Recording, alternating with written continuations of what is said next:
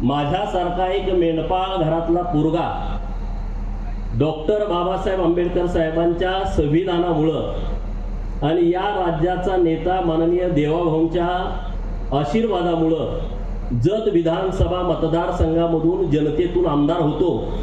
म्हणून मिरजमध्ये ब्राह्मण समाजाच्या वतीनं माझ्यासारख्या लहानपणी शेळ्या मेंढ्या राखणाऱ्या पोराचा सत्कार होतो। हे माझ्यासाठी अभिमानाची आणि आनंदाची बाब आहे, कारण आम्ही ब्राह्मण कधीतरी लग्नात बघितलेला आहे। कारण माझ्या गावात ब्राह्मण नाही, माझ्या शेजारच्याही गावामध्ये ब्राह्मण नाही, परंतु आजचा जो कार्यक्रम आहे सांगलीमधला तो कार्यक्रम महाराष्ट्रासाठी एक दिशा देणार आहे असं माझं मत आहे। कारण ब्राह्मण समाजाच्या वतीनं लोकप्रतिनिधींचा सत्कार झाला, मी कुठं बातमी बघितली नाही आणि झाला असेल तर मला माहित नाही, पण आज आमचा होतोय आमच्यासाठी खूप आनंदाची बाब आहे। आणि हा सत्कार यासाठी महत्वाचा आहे की महाराष्ट्रामध्ये प्रचंड जातीवाद सुरू आहे। बोले तैसा चाले त्याची वंदावी पाऊले, पण तसं होत नाही, बोलणारे तसे बोलत नाही। लोका सांगे ब्रह्मज्ञान आणि आपण कोरडा पाषाण, अशा पद्धतीनं महाराष्ट्रामध्ये अनेक नेते मार्गदर्शन करतात। तसं एक मार्गदर्शन मागच्या 10 मिनिटापूर्वी तुम्ही ऐकलं।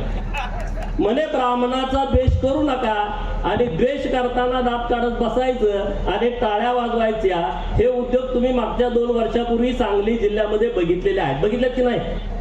बघितलेत ना?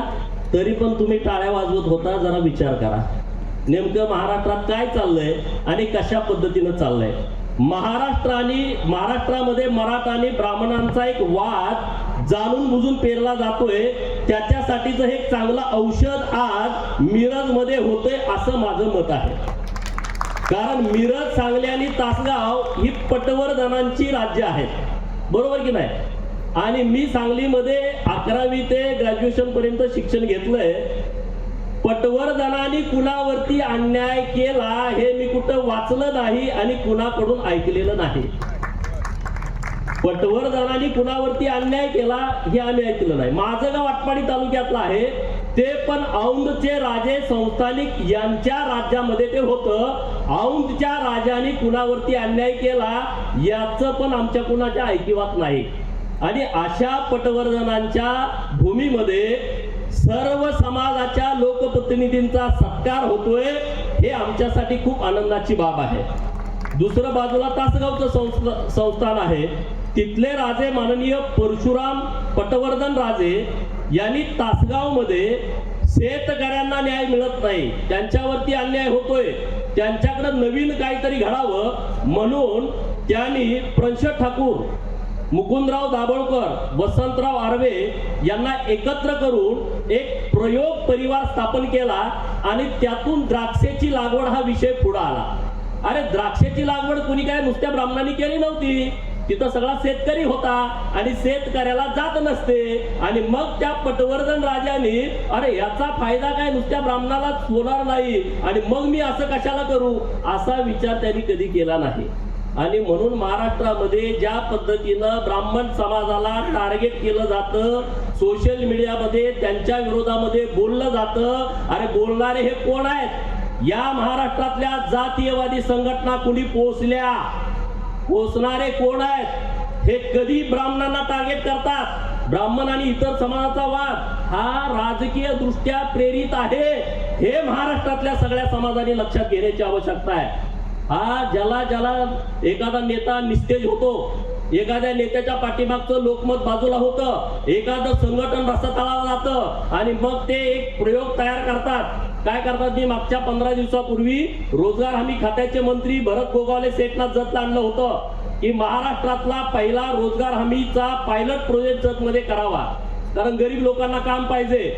हा महाराष्ट्रामध्ये सत्ता हमी चा एक रोजगार कार्यक्रम काही नेत्यांचा सुरू आहे आणि त्यांना जेव्हा जेव्हा अडचण येते तेव्हा पहिल्यांदा ते ब्राह्मण समाजाला टार्गेट करतात आणि इतर समाजाची माथी भडकवतात आणि त्याची मतं आपल्या जवळ घेतात आणि पै पाहुण्यांचं राज्य महाराष्ट्रामध्ये प्रस्थापित करतात। तर या बाबतीमध्ये बहुजन समाजाला सुद्धा जागरूक होण्याची आवश्यकता आहे।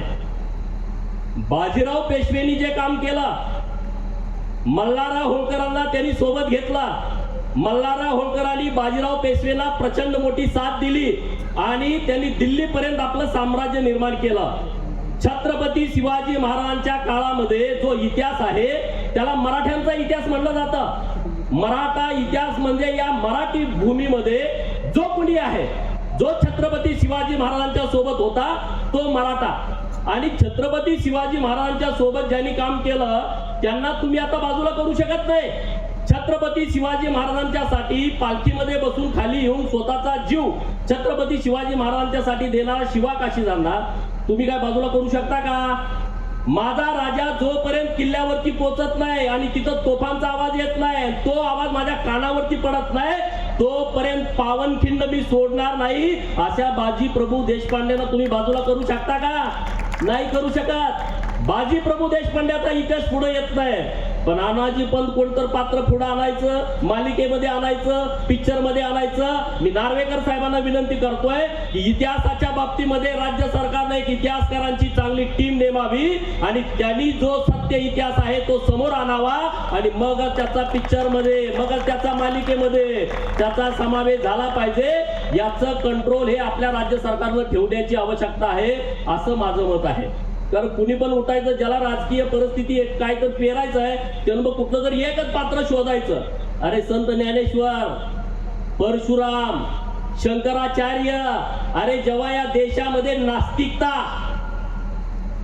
प्रचंड वाढली होती तेव्हा दक्षिण भारतातला एक ब्राह्मण समाजातला पोरगा बटू म्हणून बाहेर पडतो, शंकराचार्य होतो आणि हिंदू धर्माला एक जीवदान देतो. हा इतिहास आम्ही विसरणार आहे? नाही विसरू शकत. नास्तिक लोक खूप असतात हो. मतं घेण्यासाठी काही नास्तिक लोक राज्यामध्ये आहेत. मतं घेण्यासाठी त्यांना नास्तिक व्हावं लागतं, मतं मिळत नाही. पण जेव्हा काही अडचणी आल्या त्या ब्राह्मणांना बोलवायचं आणि मंत्र तंत्र तयार घरात करून घ्यायचे. माझ्या कानावरती आलं या महाराष्ट्रातल्या एका नेत्यानं 101 ब्राह्मणांना, जो नास्तिक नेता आहे, मतासाठी तो नास्तिक आहे, पण घरामध्ये आणून महामृत्युंजय जप केला. ओम त्र्यंबकम यजामहे सुगंधिम पुष्टिवर्धनम उर्वारुकुमिव बंधना मृत्युर्मोक्षे यमामृतात. 101 ब्राह्मणांनी आतमध्ये, बातमी नाही, पेपरला नाही, बाहेर नाही, हे सगळं चालू असतं. आणि म्हणून जे बोलायचं तेच करायला पाहिजे. आणि म्हणून ब्राह्मण समाजाला माझी विनंती आहे, 3 माणसं माझ्यासाठी आजच्या कार्यक्रमात महत्वाची वाटतात. या राज्याचा मुख्यमंत्री देवाभाव, त्यांचा आदर्श या महाराष्ट्रातल्या ज्यांना राजकारण करायचंय त्यांनी घेतला पाहिजे. अरे किती टार्गेट करायचं, किती शिव्या द्यायच्या, किती पोस्ट, किती फेसबुक, किती ट्विटर, किती बातम्या, कुणी कुणी काय काय स्टेटमेंट करायचे. मला पूर्वी छत्रपती पेशवाना नेमायचे, आता पेशव्यांनी छत्रपतीला नेमलं. सगळं सहन केलं. हा नेता परत महाराष्ट्रामध्ये मुख्यमंत्री पदावरती आला, घाबरला नाही, भिला नाही. अशा माणसाचा आदर्श तुम्ही आम्ही घेतला पाहिजे. उद्योगामध्ये जे आहेत त्यांनी चितळेंचा आदर्श घेतला पाहिजे, माझ्या भिलवडीचा. आणि ज्यांना भूमिका मांडायची आहे, राजकारणामध्ये भूमिका मांडायची आहे, समाजकारणामध्ये भूमिका मांडायची आहे, त्यांनी केतकी चितळेचा आदर्श घेतला पाहिजे असं माझं मत आहे. अरे एक पोरगी जिच्या मागे कुणी नाही ती भूमिका घेते. ती भूमिका कुणाला पटेल कुणाला न पटेल, पण तिनं मागे एकदा भूमिका घेतली. महाविकास आघाडीचं सरकार असताना फक्त 4 ओळी लिहिल्या, अख्खा महाराष्ट्र गडबडून गेला. वेडीवाकडं काही लिहिलं असेल, ते काही वेडवाकडं नव्हतं, पण कुणाला वाटलं सत्ता ज्याच्याकडे असते, सत्तेची मस्ती असते, त्यांनी तिच्यावरती केस टाकली, तिला जेलमध्ये टाकलं. ती पोरगी जेलमध्ये गेली, जेलमधनं आली, नमली नाही, भूमिका बदलली नाही आणि माफी तर अजिबात मागितली नाही. त्या केतकी चितळेचा तुम्ही आणि आम्ही आदर्श घेतला पाहिजे. कुणाला काय वाटतं त्याच्याशी मला घेणं नाही, पण जयंत पाटलांनी केतकी चितळेचा आदर्श घ्यावा. तिनं जी भूमिका मांडली ना तशी भूमिकेवरती ठाम राहावं. नाहीतर 6 महिन्यापूर्वी मुख्यमंत्री आणि आता दारात अशा भूमिका घेऊन राजकारणामध्ये चालत नाही. ती केतकी चितळे तुमचा आणि आमचा आदर्श असला पाहिजे. नाराज होऊ नका, तुम्ही होणारा हे काय बोलायला लागला, ती वस्तुस्थिती आहे, ती समोर आली पाहिजे. राहुल नार्वेकर साहेबांसारखा एक तरुण तडफदार विधानसभेचा अध्यक्ष महाराष्ट्राला मिळाला आहे आणि तो पण दुसऱ्यांदा अत्यंत कमी वयामध्ये. उगाच त्याला केलेला नाही. तो काळ तुम्ही बघा कशी परिस्थिती होती, ती परिस्थिती तुम्ही बघा तेव्हाची. अत्यंत महाराष्ट्रातली परिस्थिती वेगळी होती आणि अशा वेगळ्या परिस्थितीमध्ये राहुल नार्वेकर साहेबांनी अध्यक्षपदाची धुरा घेतली, 8-8 तास 9-9 तास त्यांच्या समोर सगळ्या सुनावण्या झाल्या आणि त्यांनी त्यातून महाराष्ट्राला आणि देशाला दिशा देणारा एक निर्णय दिलेला आहे. असे अध्यक्ष आजच्या आपल्या कार्यक्रमाला आलेले आहेत. तर मी जास्तीचं बोलत नाही, बोलण्यासारखं काही जास्त होतं पण आता वेळ पण नाही. परंतु एबीपी माझा, उघडा डोळे बघा नीट.